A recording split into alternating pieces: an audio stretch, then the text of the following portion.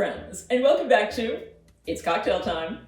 Friends, today we're going to make a cocktail called the Bobby Burns. The Bobby Burns was created by David Embry and appears in his book, The Fine Art of Making Drinks from 1948. So it's, about 80 years old, something like that. And it features something that I don't use enough, which is Drambuie. So Drambuie is actually sort of a combination of scotch and honey and some herbs and things. So it's kind of an interesting liqueur. And I've wanted to try it for a while, and there aren't a lot of cocktails that use it. There's something called the Rusty Nail, which I believe I've already made a video of. But this is another one that features just a little bit of Drambuie, which is why I wanted to try it. So let's go ahead and make the Bobby Burns. We start with our shaker with no ice. To this, we're going to add 1.25 ounces of scotch. Now I know there's scotch in the Drambuie and there's scotch here, so there's a lot of scotch in this drink. 1.25 ounces. 1 and then we're going to add 2/3 ounce of sweet vermouth. Very odd. Okay, and then just 1/6 ounce, very, very little, sadly, of the Drambuie.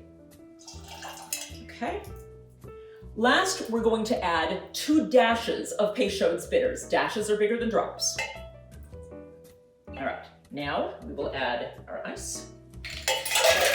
And this cocktail is stirred rather than shaken. So we're gonna stir it up. And like many of the older cocktails, it's gonna go in an interesting glass. It's gonna go in the Nick and Nora glass, which is a little bit smaller than a cocktail glass. All right, when we are done stirring, we are going to strain it into the chilled Nick and Nora glass. Nice color. Okay. This cocktail is garnished with a lemon twist. What do we do with the twist? We are going to run it around the edge. We're going to squeeze it to get a couple of drops of oil from the rind into the cocktail, dump it in, and try the Bobby Burns.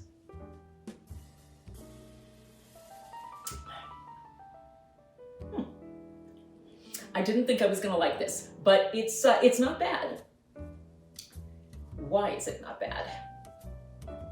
I'm going to say I think it's not bad because even though we're only putting a little bit of the Drambuie in, I think the extra sweetness that's in the Drambuie is helping to balance everything else out.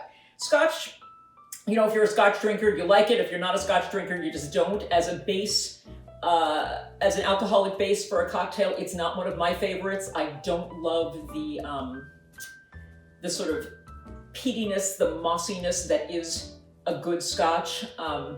It's not really one of my favorite flavors. Here we have it warmed, I guess I'm going to say, by the flavor of the sweet vermouth, which is just another form of wine. Now to my palate, to my overly sweet palate, wine generally comes off as sour. So we've got this sort of mossy base with some sour, I'm sorry to say. The tanginess of Peychaud's bitters, which is always nice. And then just a hint of sweetness to sort of soften the edges of what I think probably I would not like at all. I think the little tiny addition of the Drambuie is what's making me like this at least a little bit.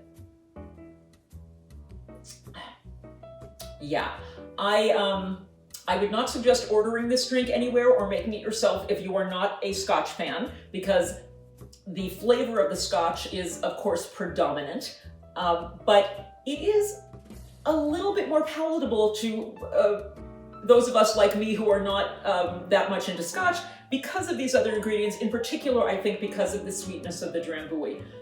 So if you're a Scotch fan, by all means, try the Bobby Burns. If you are not, and you're feeling adventurous one day, give it a shot. I'd love to hear if you like it. Let me know in the comments. I'm always interested in hearing your opinions. Drink up, enjoy.